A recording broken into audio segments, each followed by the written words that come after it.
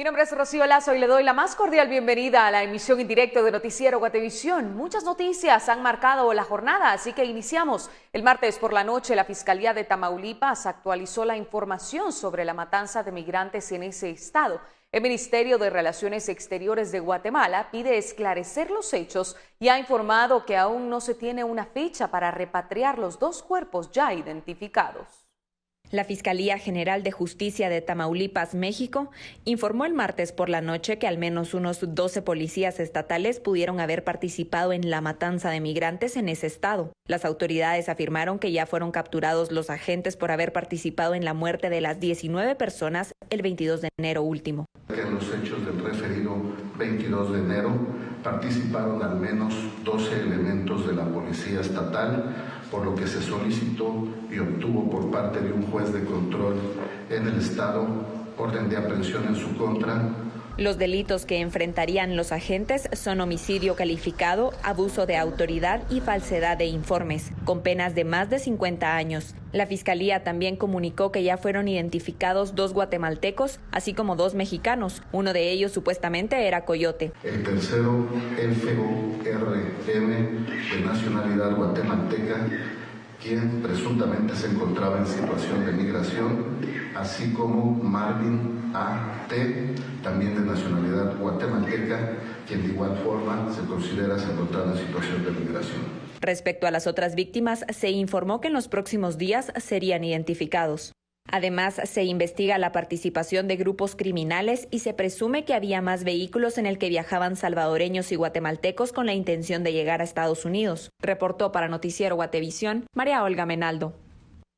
Tras las declaraciones de la Fiscalía de Tamaulipas, el Ministerio de Relaciones Exteriores de Guatemala emitió un comunicado a través de las redes sociales. En la misiva, el gobierno reitera su condena a los hechos y asegura que está trabajando de la mano de autoridades mexicanas para esclarecerlos. En el comunicado se señala que el gobierno guatemalteco solicita a México que se aplique todo el peso de la ley a los responsables de los sucesos tan lamentables que enlutan a familias guatemaltecas. El gobierno mexicano denunció y cesó un número no precisado de agentes del Instituto Nacional de Migración por sospechas de estar involucrados en la masacre del 22 de enero en Tamaulipas, en las que se encontraron 19 cuerpos carbonizados, entre ellos varios guatemaltecos. La secretaria de Gobernación Olga Sánchez confirmó el cese de funcionarios, incluyendo a los 12 detenidos.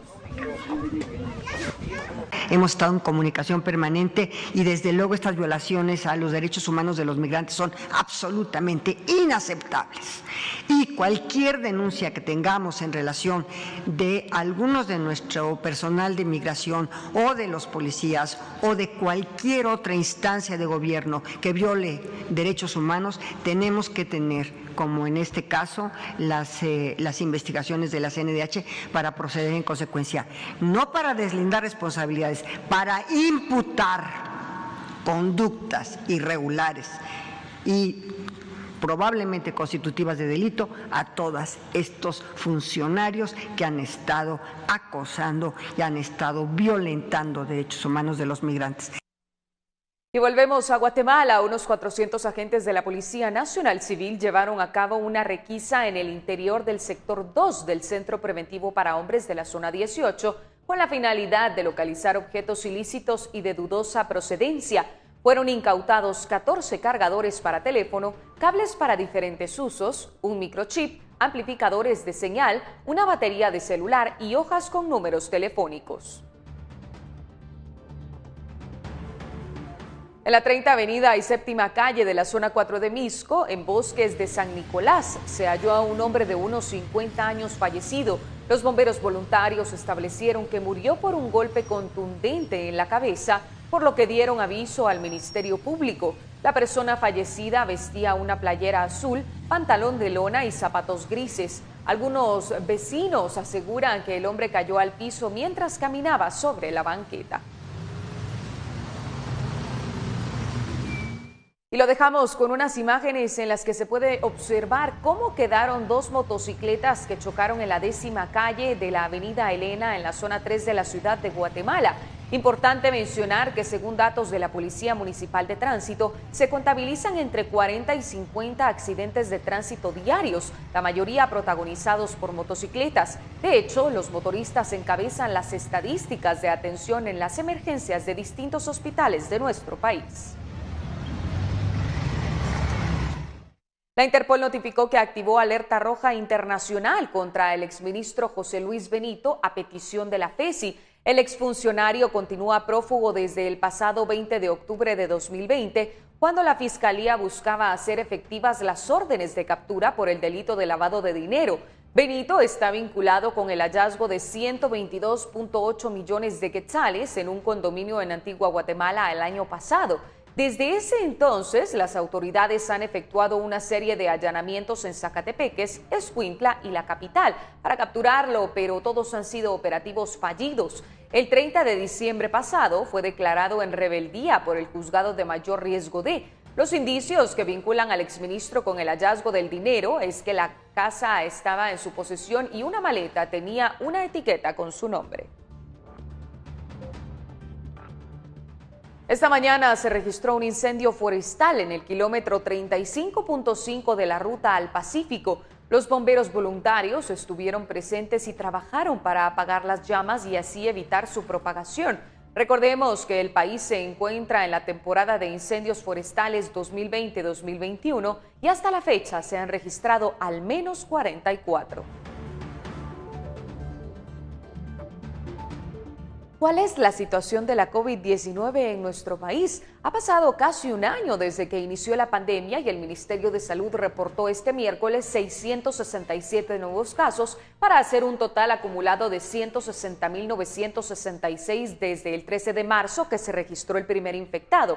En las últimas horas se confirma la muerte de 27 pacientes más, con lo que la cifra en todo el país es de 5.736 decesos. Las autoridades de salud también dieron a conocer que se han recuperado 146.715 personas y que los casos activos estimados son de 8.515. Cabe mencionar que se efectuaron 6.951 pruebas en las últimas horas para detectar posibles contagios. Esta es la actualización correspondiente al 2 de febrero de las 0 a las 23:59 horas. Los casos continúan aumentando en nuestro país. No olvide utilizar la mascarilla y mantener siempre el distanciamiento social. El Ministerio de Salud ha asegurado que no habrá forma de que funcionarios accedan a la vacuna contra el coronavirus antes del tiempo previsto, ya que se desarrollará un padrón de vacunación. En 3 semanas se prevé que ingrese el primer lote de 847.000 dosis de vacunas contra el coronavirus, cuya distribución debe ser priorizada por las autoridades de salud, esto con el objetivo de garantizar que funcionarios y sus familias no se aprovechen de sus cargos para vacunarse primero, como ya ha ocurrido en otros países. Ante ello, la vocera del Ministerio de Salud, Julia Barrera, ha señalado que ya están implementando un sistema de padrón digital con el cual se garantizará que los primeros en ser inmunizados serán quienes están en la primera línea de la lucha contra el coronavirus. Los hospitales nacionales, temporales y privados, así como las áreas de salud, ya cuentan con el padrón y deben agregar los datos del personal que trabaja de forma directa con pacientes COVID, además de agregar varios datos personales, por lo que no hay posibilidades de que personas que no estén en riesgo latente sean priorizadas, ya que cada institución deberá crear un usuario con el que asume la responsabilidad de la información que incluya en este padrón. Barrera dijo que una vez ingresados los datos, no se pueden hacer modificaciones y si el caso lo amerita, el responsable debe justificarlo ante las autoridades de salud y de mentir podría cometer incluso perjurio. Ante esto, algunos diputados han señalado que será necesario que Salud realmente pueda cotejar los datos que allí sean ingresados, además de crear algunos candados. Esperaríamos que el Ministerio de Salud ponga los candados, ponga los controles para garantizar que llegue a los que tiene que llegar y creo que sería una condena pública muy fuerte que un político, que familias de políticos o que funcionarios públicos se vacunen antes que la población y especialmente que de la población mayor de 65 años. Se pueden poner candados en la legislación una vez tengamos ya el plan de vacunación y las condiciones ya finales dadas, pero en este momento ni siquiera hay una negociación concluida sobre la compra de la vacuna. Evitar el uso, el abuso en la aplicación de la vacuna, pues eso le corresponde al ente rector, que es el Ministerio de Salud Pública. Y yo creo que la señora ministra Ella no puede velar por lo que sucede en un centro de salud en el Quiché, pero ella es la persona que es el ente rector, ella encabeza el ente rector y ese marco de respeto tiene que manejarse y ellos son los que van a aplicar la vacuna, ellos son los que tienen que tener ese orden. Ahora, evitar el abuso únicamente es por medio del orden. Yo lo planteé en la reunión con el presidente de la República, tiene que haber un orden, tiene que haber una priorización, tiene que haber una gratuidad y tiene que haber una amplia cobertura. Si eso se da, yo creo que lo que usted menciona no lo vamos a ver en nuestro país. Con imágenes de Byron García y Elmer Vargas, reportó para Noticiero Guatevisión, Andrea Domínguez. Y mañana, 4 de febrero, se conmemora otro año del fatídico terremoto de 1976, pero que se prevé para este día por parte de las autoridades y cuerpos del socorro del país y cómo estamos preparados para otro evento sísmico. Andrea Domínguez se encuentra en la Conred y nos brinda los detalles. Adelante, Andrea.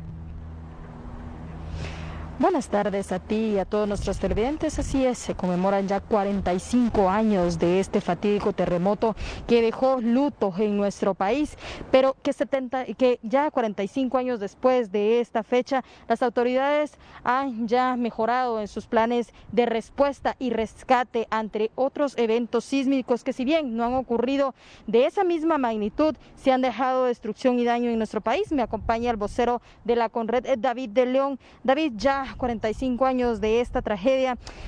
¿Qué planes se han seguido en el país a raíz de ello también para mejorar en los planes de respuesta, pero también en aquellas construcciones que día a día se hacen en el país, principalmente edificios?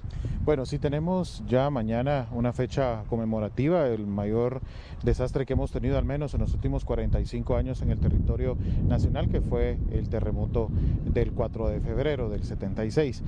Parte de las acciones que hemos realizado y hemos tenido ese fortalecimiento, las diferentes entidades del sistema Conred, ha sido trabajar en los planes de respuesta, trabajar de la mano y también la cooperación o el apoyo de diferentes instituciones para las acciones que se tienen que implementar. Guatemala cuenta ya con el equipo de búsqueda y rescate urbano, el USAR, certificado como tal, y está integrado por las diferentes instituciones de servicio que forman parte de todo este accionar, y cada una de las personas está también debidamente acreditado como en la labor que realizan. Pero más allá de los trabajos en el caso de respuesta, también es importante trabajar en la preparación y también realizar totalmente el proceso en cuanto a las acciones que se tengan que implementar, como por ejemplo el fortalecimiento de medidas en todo lo relacionado con la construcción en el país, los estudios, los avances que se han tenido diferentes, en el caso de los estudios académicos a través de las diferentes universidades que se han venido implementando, pero más allá del estudio y de la preparación de las instituciones, creo que es importante remarcar el compromiso y lo que cada uno de nosotros debemos de hacer en lo personal. Entonces, prepararnos como familia. Lastimosamente no se puede predecir cuándo va a ocurrir un evento sísmico, pero nos podemos preparar.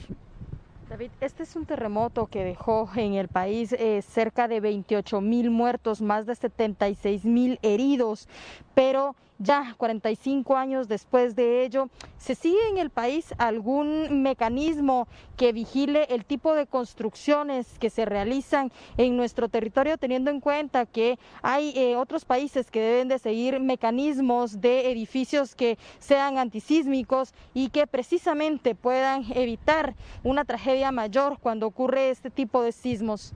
Bueno, se conocen de diferentes acciones, por ejemplo, que las mismas universidades han implementado, capacitaciones que los diferentes, tanto ingenieros, arquitectos, la especialización que se ha realizado y que se ha tenido, y que el país también ha ido avanzando en todo este tipo de construcción. Hace 45 años muchas viviendas de adobe colapsaron, cayeron por la misma situación del evento sísmico. Entonces, a raíz de eso también se implementaron las diferentes medidas, las diferentes, en sí las construcciones ya cumplen con ese tipo de sismoresistencia que es necesario ante las condiciones que podemos presentar en el país. Entonces, se hace necesario continuar trabajando en eso, pero también continuar trabajando en todas las acciones de la preparación de la población. Entonces, es todo un trabajo en gestión integral para la reducción de riesgo de desastres que se tiene que tener. Eso es relacionado directamente con la situación sísmica en Guatemala. Con esta pregunta finalizo solo para que la población no se vaya a alarmar este 4 de febrero cuando vea pasar varias unidades de ambulancias y cuerpos de socorro. ¿Desde qué hora se prevé un acto que se tiene precisamente en conmemoración de este 4 de febrero y cuál va a ser el epicentro? Bueno, sí, en el caso del día de mañana se realizará un simulacro. Fuimos invitados por la Municipalidad de Guatemala que ha organizado este simulacro de búsqueda y rescate en estructuras colapsadas. Inicia a partir de las 5 de la mañana hasta el mediodía. El lugar donde estarán trabajando los diferentes equipos será en un sector de la zona 14, entonces las personas que lleguen a escuchar sirenas en horas de la mañana mantengan la calma. Es parte de todo un procedimiento de un simulacro que se estará realizando, en donde se espera la participación de alrededor de 150 rescatistas que estaría en este lugar realizando acciones de búsqueda y rescate en estructuras colapsadas. Si bien es cierto, no estamos preparados al 100% porque ningún país lo puede estar, pero estamos mejor preparados en comparación a 1976. Gracias, muy amable. Es muy importante resaltar que ya en lo que va del mes, hasta ayer se contabilizaban al menos 155 sismos registrados en nuestro país. De estos 9 habían sido sensibles. Ante ello también es muy importante recordar que cuando esto ocurre, lo primero que hay que hacer es mantener la calma y evitar estar en lugares de riesgo, precisamente al lado de ventanas u objetos que puedan caerse cuando se registran estos sismos. Con esta información y con imágenes de Byron García, retorno a los estudios principales. Reporto para Noticiero Guatevisión, Andrea Domínguez. Andrea, muchísimas gracias, que tengas una buena tarde. Hablamos ahora de información del mundo. Un manifestante vestido con un disfraz de Donald Trump y con un cartel en la mano con la palabra "Investígame" arrojaba dinero en efectivo y realizaba tiros de golf a las afueras del Parlamento escocés en Edimburgo, mientras los legisladores deciden si piden una investigación sobre las finanzas del expresidente de Estados Unidos por preocupaciones sobre cómo adquirió los campos de golf en el país. La presencia de la organización Trump en Escocia ha sido controvertida, tanto antes como durante su periodo de mandato. Varias personas resultaron heridas después de que una multitud formara una estampida para escapar de una redada policial en medio de una fiesta clandestina en la ciudad de Quillacolo, en Bolivia. Muchos de los asistentes pasaron la noche en la cárcel, además de tener que afrontar un proceso por incumplir las restricciones vigentes, ya que las aglomeraciones están prohibidas debido a la pandemia por COVID-19 en el país.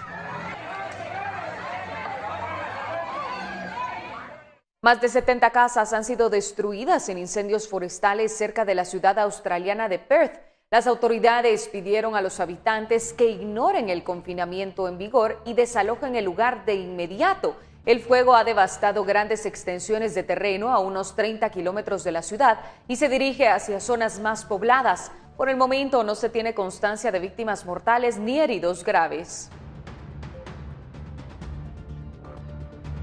Y el nuevo prototipo de cohete de SpaceX, compañía fundada por Elon Musk, se estrelló y explotó en llamas al término de un vuelo de prueba. Se trata de la segunda explosión de este tipo después de que el último prototipo sufriera un destino similar el pasado mes de diciembre.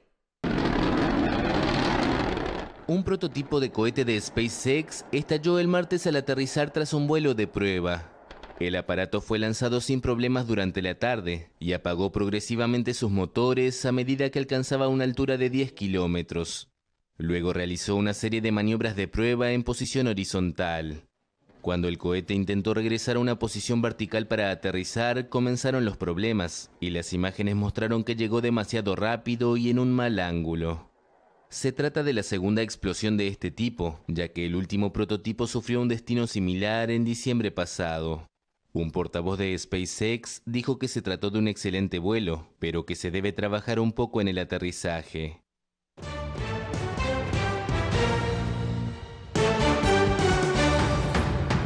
Autoridades realizan allanamientos en municipios de Escuintla para liberar a mujeres víctimas de explotación sexual. Lo esperamos después de la pausa.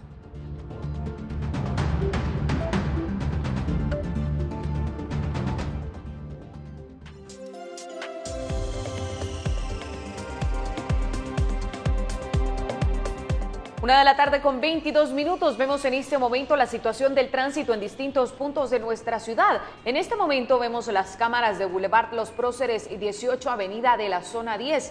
Complicado el tránsito en el carril auxiliar que se dirige tanto al ingreso de la Diagonal 6 como hacia el Obelisco, Zona 10.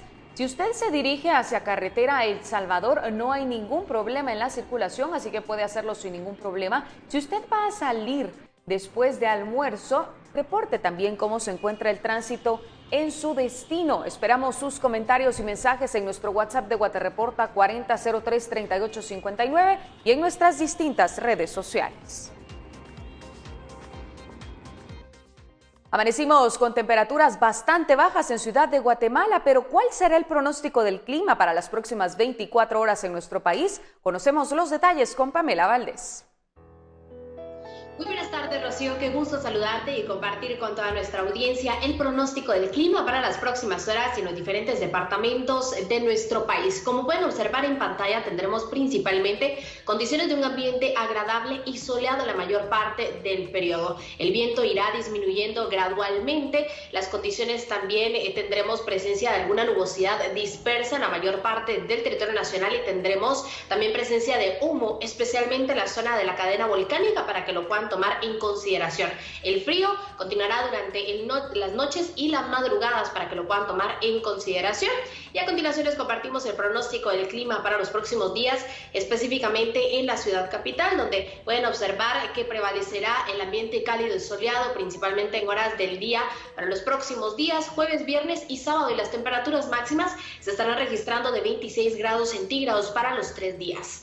Y por último les compartimos la salida del sol y lo esperamos mañana a las 6:30 de la mañana y se ocultará a las 6:03 de la tarde. Hasta aquí con la información del clima. Regreso contigo, Rocío. Pamela, muchísimas gracias. Continuamos con más noticias. Los concejales opositores se enfrentaron al alcalde y concejales afines al jefe edil de Nevaj, Quiché, acusándose mutuamente de actos de corrupción. A un año de la suspensión de las reuniones no se ha aprobado ningún proyecto y se han acumulado 21 millones de quetzales sin ejecutar. Héctor Cordero, corresponsal en Quiché, nos cuenta más detalles. Héctor, cuéntanos qué ha pasado entre las partes que sabemos que casi se van a los golpes. Compañeros, un gusto de saludarlos desde Quiché. Y pues los enfrentamientos entre el alcalde y el consejo de Nevaj Quiché persisten. Cada vez son más fuertes y están provocando que más de 20 millones de quetzales no puedan ser ejecutados debido a la diferencia que hay entre estos dos grupos. Nuevamente volvieron a darse otro enfrentamiento en la reciente reunión de consejo, en donde no se pusieron de acuerdo, se tiraron los platos por la cara básicamente. Usted está señalado y hay una Contraloría General de Cuentas que lo está investigando. Sí, no, ahí está el informe. Ahí está el informe. Ahí está el informe. Lo vamos a presentar. Participando en actos delincuenciales, ya lo están investigando. Lo vamos a pronunciar. Tenemos las pruebas de alterar las certificaciones de nacimiento, convirtiendo en menores y los mandas allá. Sin embargo, una solicitud de libre acceso a la información que colocara la Procuraduría de los Derechos Humanos demostró que los dos grupos, a pesar del show que presentan y que suspenden constantemente las reuniones de trabajo, cobran sus dietas. Esta es la información que tenemos hasta el momento desde el departamento del Quiché. Informó para Noticiero Guatevisión, Héctor Cordero. Héctor, y de Quiché nos trasladamos a Escuintla porque las autoridades del Centro de Salud instan a los vecinos de esta ciudad a realizarse prueba de COVID-19 al sentir algunos síntomas de este virus para contrarrestar los contagios. Carlos Paredes nos traslada esta información desde el cálido departamento. Adelante, Carlos. Gracias, Rocío, por el cambio. Muy buena tarde a la audiencia de Guatevisión. La preocupación existe en el centro de salud debido a que pese a estar esa disponibilidad de hacerse las pruebas para COVID, tan solo 500 personas han logrado hacerse esta prueba. De estas, 35 han salido positivas. De esta cuenta hacen el llamado a los escuintlecos para que puedan acudir al centro de salud para que con ellos se pueda contrarrestar esa propagación de este virus. Bien, si siente algunos síntomas como dolor de cabeza, puede ser también dificultad respiratoria, gripe o una tos, ¿verdad? O un resfriado que él se sienta, o también que se le vaya el gusto o el olfato, ¿verdad? Entonces son uno de los síntomas bien marcados para poder identificar que sea COVID. Entonces acérquese, nosotros seguimos trabajando, haga la mención, ¿verdad?, que usted necesita realizarse la evaluación en la clínica de infecciones respiratorias, y acá lo van a atender, o con el equipo de COVID. Otro de los trabajos que hace el centro de salud acá en todos los municipios de Escuintla es la coordinación con los rastreadores, quienes llegan a las comunidades donde se han reportado casos de coronavirus. Esto para evitar la propagación de esta terrible pandemia. El grupo de rastreadores y enfermeros en el área de COVID, el cuales se desplazan a las diferentes comunidades acá como cabecera municipal de Escuintla, ellos están trabajando siempre con el plan educacional, revisando y evaluando todo sospechoso con algunos síntomas o sintomatología de COVID, ¿verdad? Para poder descartar que sea COVID positivo. Reiterar el llamado que hacen las autoridades encargadas de la salud en este departamento para que puedan acudir a los centros asistenciales en caso sientan alguno de esos síntomas que presentan previo a tener las complicaciones del coronavirus. Para Noticiero Guatevisión informó Carlos Paredes. Carlos, y continuamos en Escuintla, pues tras efectuar 23 diligencias de allanamiento en Siquinalá, el puerto de San José, La Gomera y Mazagua, se logró liberar a 6 mujeres víctimas de trata de personas con fines de explotación sexual. En Mazagua se rescató a una menor de 16 años de edad, justo en el momento en que era abusada sexualmente dentro de un bar. Por ello, fue coordinado un proceso de protección por parte de la Fiscalía y la Procuraduría General de la Nación, y la víctima fue trasladada a un hospital para realizarle una evaluación médica. Las otras mujeres son de origen salvadoreño, hondureño y permanecían de manera ilegal, por lo que fueron remitidas a una delegación del Instituto Guatemalteco de Migración para los trámites de expulsión.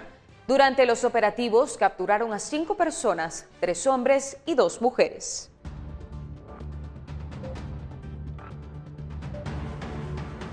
Autoridades de salud piden a la población cuidarse, no salir si no es necesario y sobre todo al tener síntomas realizarse la prueba, pues de detectarse la COVID-19 a tiempo no será necesario llegar al hospital regional, donde el costo de un paciente en el intensivo puede superar los 20,000 quetzales. El periodista Mike Castillo nos tiene la información. Mike, adelante.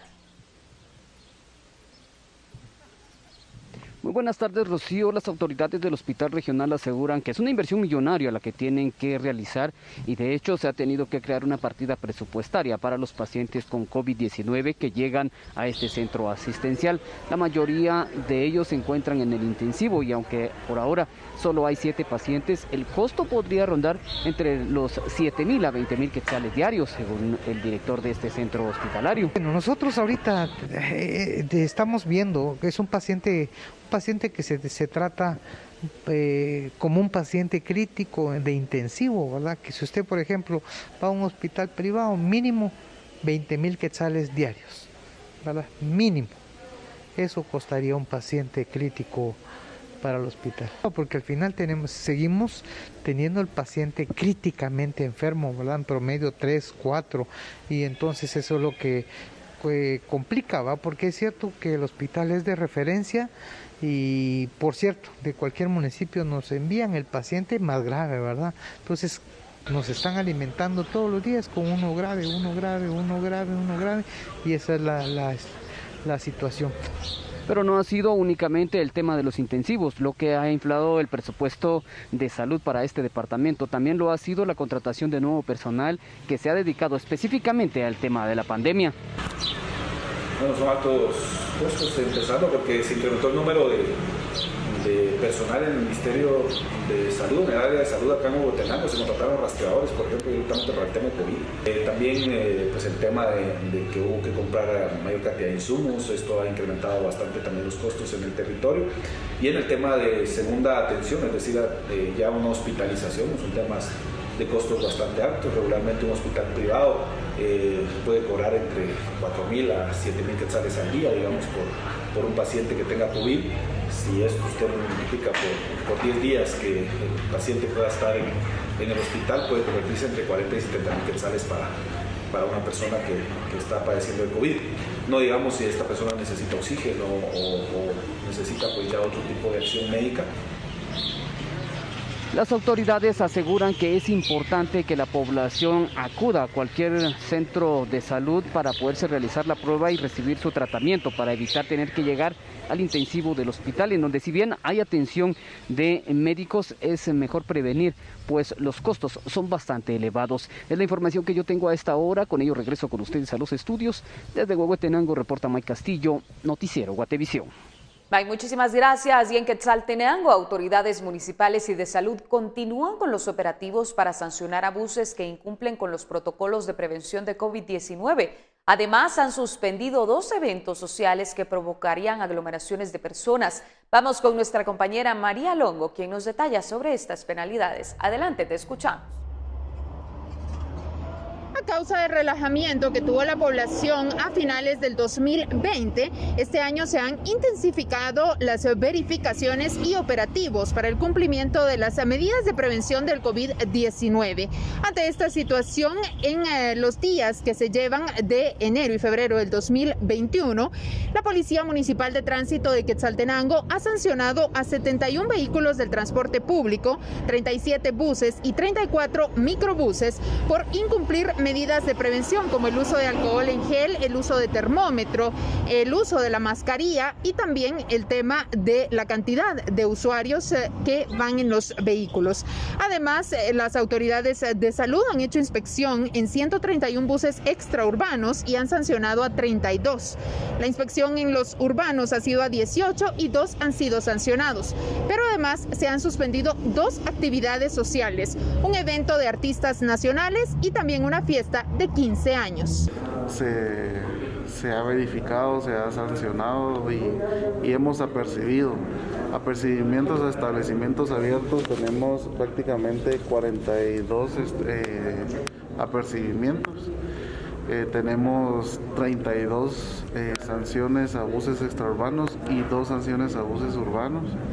Hemos suspendido ya 2 actividades, una que estaba en proceso en un salón, una festividad, y una que se iba a llevar a cabo, a la cual por situaciones del semáforo, en situaciones que estamos o que se estaba en ese momento en tablero rojo, pues se suspendió. Bueno, al momento tenemos un total de 5.889 casos. De estos tenemos 875 activos, 4.828 recuperados y 186 fallecidos. En la última semana aumentaron 204 casos, pero de acá tenemos datos de laboratorios privados, entonces por eso es que aumentó más durante esta semana. Esta semana tuvimos una baja en cuanto a los casos, un total del 20 a 30%, más sin embargo la semana que pasó, ¿verdad? El día de ayer superamos el 65% de personas que llegaron a hacerse su prueba con casos positivos. Por ahora el municipio se encuentra en naranja y las autoridades de salud piden a la población mantener los protocolos para continuar en este tipo de alerta y no regresar al color rojo. Desde Quetzaltenango para Noticiero Guatevisión, María Longo. Con esta información ha llegado el momento de irnos a una pausa, pero veamos qué es lo que viene.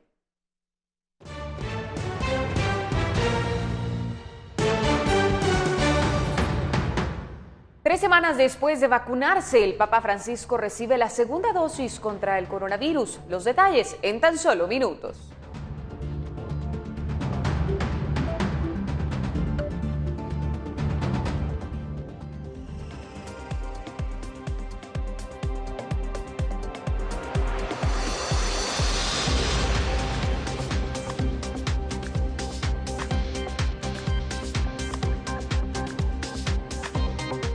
Estamos de vuelta en la emisión en directo de Noticiero Guatevisión y vemos en este momento las cámaras de tránsito ubicadas en la avenida Petapa y 33 calle de la zona 12.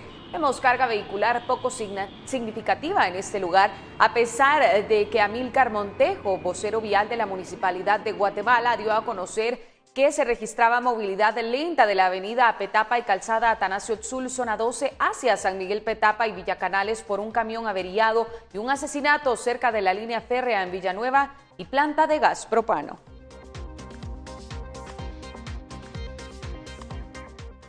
Y en más noticias, el 2020 cambió la operación de varias actividades económicas y muchas ferias tuvieron que dar un giro para poder llegar a nuevos mercados. Eso seguirá durante el 2021 en las más de 30 ferias que se tienen programadas. Paula Osaeta nos cuenta más del tema. Adelante, Paula, te escuchamos.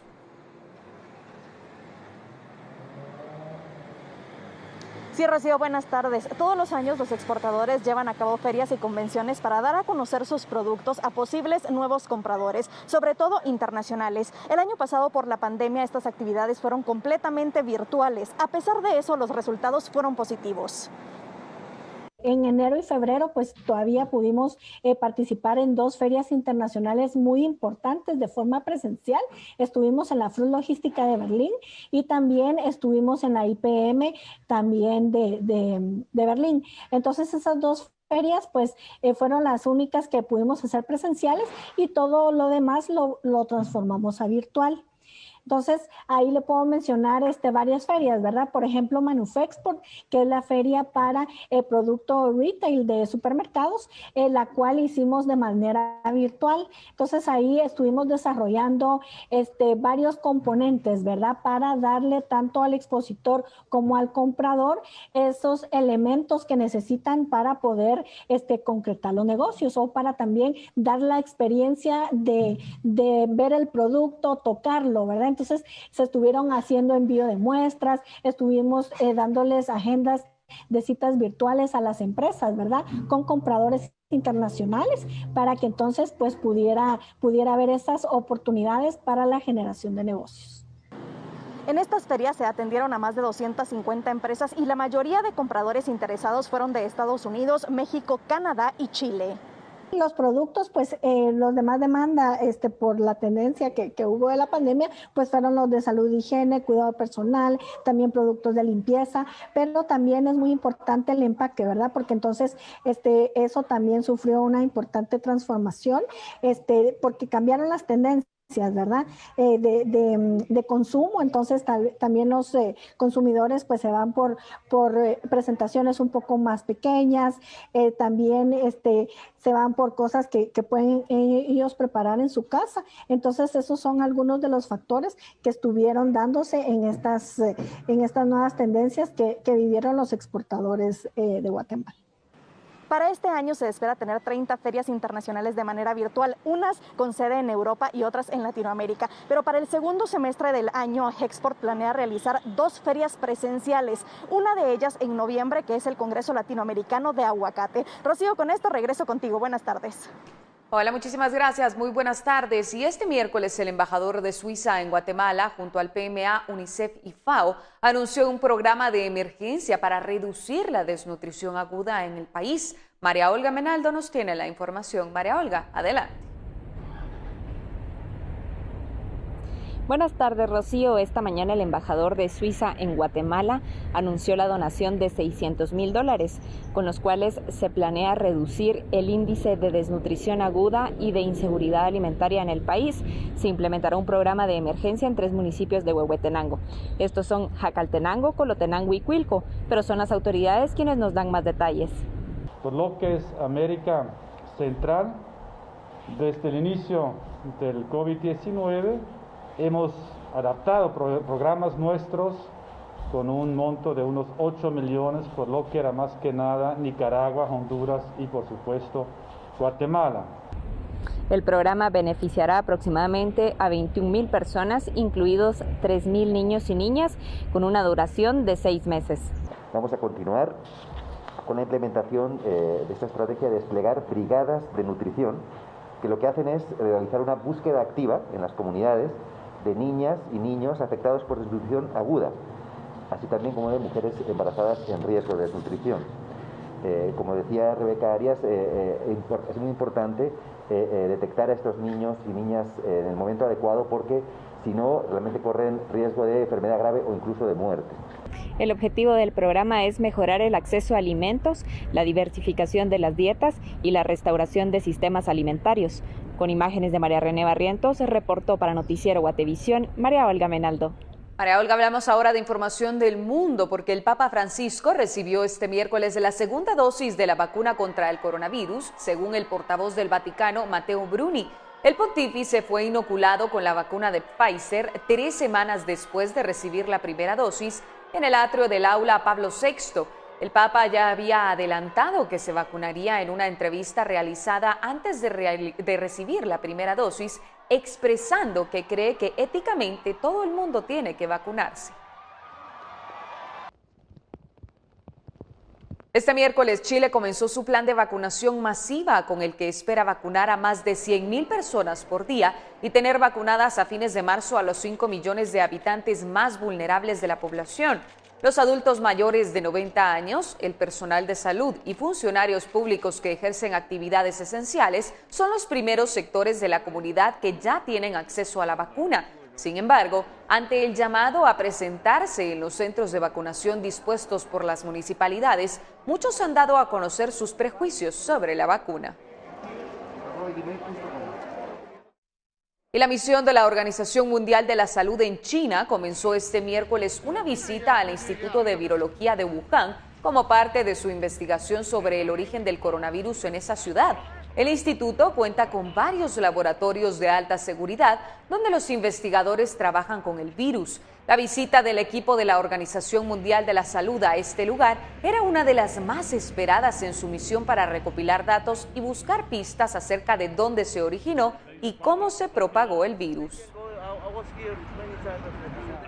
La canciller alemana Angela Merkel aseguró el martes estar abierta al uso en Europa de la vacuna contra la COVID-19 desarrollada en Rusia después de la publicación de resultados científicos positivos sobre su eficacia, mientras que en América Latina se superó el umbral de 600.000 muertos por la pandemia. Angela Merkel está abierta a la posibilidad de que Europa utilice la vacuna rusa contra el COVID-19 Sputnik V. Así lo aseguró el martes la canciller alemana luego de que la revista médica The Lancet publicara que el fármaco tiene una eficacia de 91,6%, tras meses de controversia por la falta de estudios independientes sobre la vacuna. He hablado con el presidente ruso sobre esto. Hoy tenemos buenos datos para la vacuna rusa también. Toda vacuna es bienvenida en la Unión Europea, pero solo aquellas con la información necesaria de la Agencia Europea de Medicamentos serán aprobadas. En tanto, América Latina y el Caribe superaron el martes los 600.000 muertos por la pandemia. Brasil y México concentran la mitad de los fallecidos en la región. En México se inició el martes vía Internet con el registro para la vacunación de adultos mayores, a la par que el gobierno anunció haber recibido de Argentina la sustancia activa para envasar la vacuna de AstraZeneca Oxford, y cuyas dosis servirán para atender la demanda en toda América Latina. AstraZeneca precompró 77.4 millones de dosis y ya recibimos 2 embarques con la sustancia activa para 12 millones de dosis que se tienen que envasar en México. Ecuador, por su parte, arrancó el lunes con la vacunación de su personal médico y ancianos con el inmunizante de Pfizer-BioNTech. Otras regiones del mundo también viven un paulatino inicio de la vacunación para dejar atrás la pandemia, que se ha cobrado 2.200.000 vidas alrededor del planeta. La autoridad palestina comenzó el martes con la vacunación de sus trabajadores de salud tras haber recibido 2.000 dosis del laboratorio Moderna, que le transfirió Israel tras presiones de la ONU y organizaciones. Muesli Brugen es una opción nutritiva y sabrosa. Combina frutas frescas y secas, cereales integrales y semillas. Aporta energía y un buen número de beneficios para la salud. Presenta. Agradecemos a todos los televidentes que han interactuado con nosotros a través de nuestro servicio de Guatereporta 4003-3859. Los invitamos a que lo sigan haciendo. Cristian Cas nos compartió fotografías de un venado que fue rescatado por las autoridades en un inmueble ubicado en el caserío El Platanillo, aldea provincia chiquita de San Pedro Zacatepeques, San Marcos. La diligencia fue desarrollada por las autoridades de la Policía Nacional Civil y el Consejo Nacional de Protección a la Naturaleza, quienes informaron que también se rescataron a 2 loros y 3 cotorros, especies que están en peligro de extinción. Los animales fueron resguardados por expertos para su diagnóstico de salud, para luego dar paso a la fase de liberación en su hábitat natural. El reporte también da cuenta que las autoridades localizaron armas de cacería y municiones que carecen de documentación para aportación. Y damos paso al reporte de Enrique desde la ciudad de Xela, quien nos compartió el video de su mascota Aquila, que puso resistencia para evitar el baño debido a las bajas temperaturas que se han registrado en esta ciudad durante las últimas semanas. Las imágenes muestran los intentos de las hijas de Enrique por trasladar al perrito a uno de los lavaderos de la pila para recibir su baño. Son mis hijas, Sophie y Lucy, quienes se encargaron de bañar a Aquila, nos escribió nuestro televidente.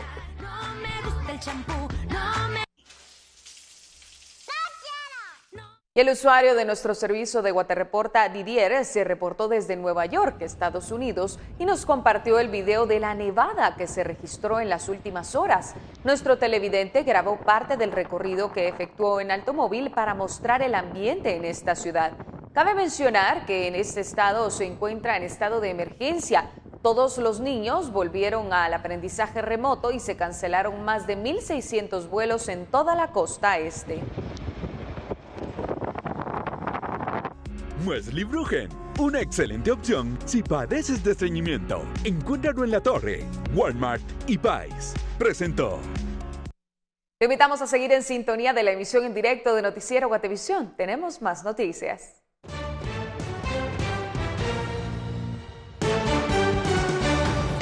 Al volver, La Llorona de Jairo Bustamante es nominada en la categoría Mejor Película de Habla No Inglesa en los Globos de Oro 2021. Le daremos los detalles de esta gran noticia después de la pausa.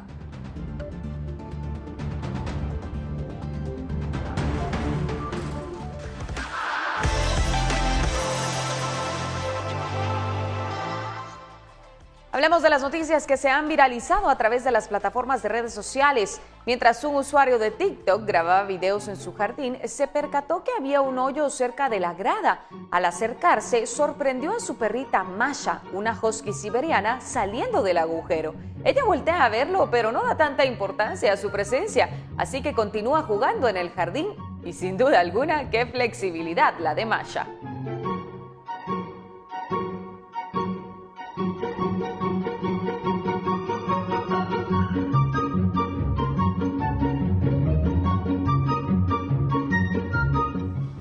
Y este curioso pájaro ha sorprendido a miles de usuarios en TikTok. Y es que es nada más y nada menos que un skater profesional.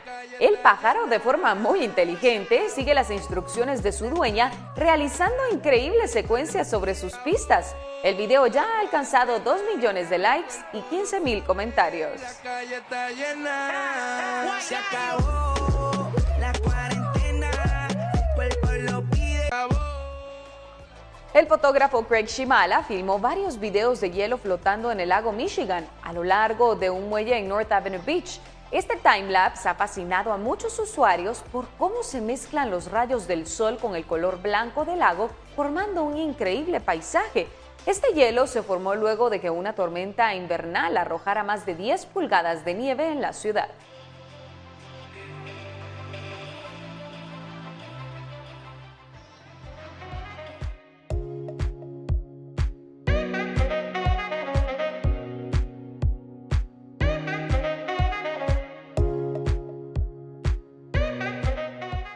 Buenas noticias para el cine guatemalteco. Veamos la siguiente nota de cultura y espectáculos.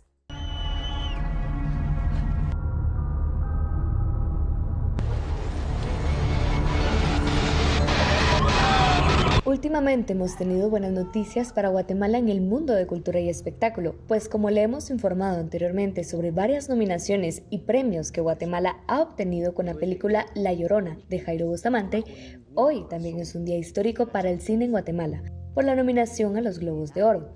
Estos premios los otorga la prensa especializada internacional y son la antesala a los premios Oscar. Escuchemos las palabras de Jairo Bustamante en una conferencia de prensa. Esto es un título que nunca más vamos a perder ni como país ni como profesionales. O sea, estamos nominados a los Golden Globes de ahora para siempre. fuimos nominados y esto es algo muy importante. Son de esas cosas que se quedan en el currículum, son de estas cosas que te acompañan para siempre, son de estas cosas que te dan soporte. Para nuestra carrera esperemos que esto signifique más cine para Guatemala, más oportunidades, que esto signifique más historias que se cuenten, que esto signifique más talentos que se descubran. La película La Llorona de Jairo Bustamante está postulada en la categoría Mejor Película de Habla No Inglesa. La gala está prevista para este 28 de febrero y la emoción se hizo presente en las redes sociales de Jairo Bustamante.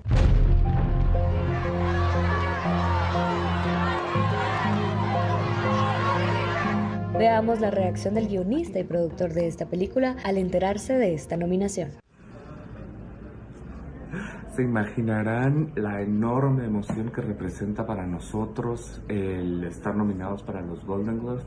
Esto no es solo un orgullo personal y profesional mío o del equipo que estuvo trabajando en esta película, también es un orgullo nacional. Estamos haciendo historia, es la primera vez que como país, como Guatemala, llegamos hasta este estado, y también estamos haciendo historia regional, es la primera vez que Centroamérica llega a este lugar. De verdad que les agradecemos muchísimo a la Hollywood. ¿De qué lado estás?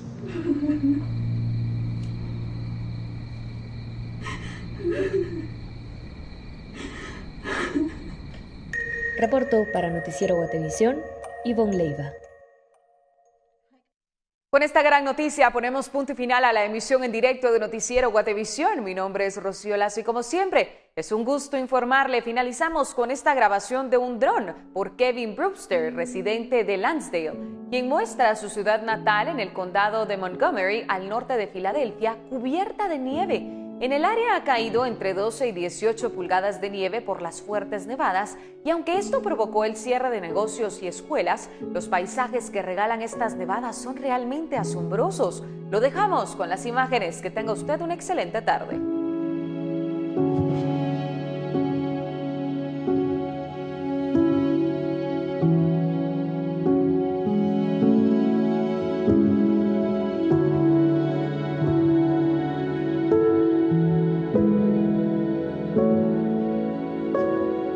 Thank you.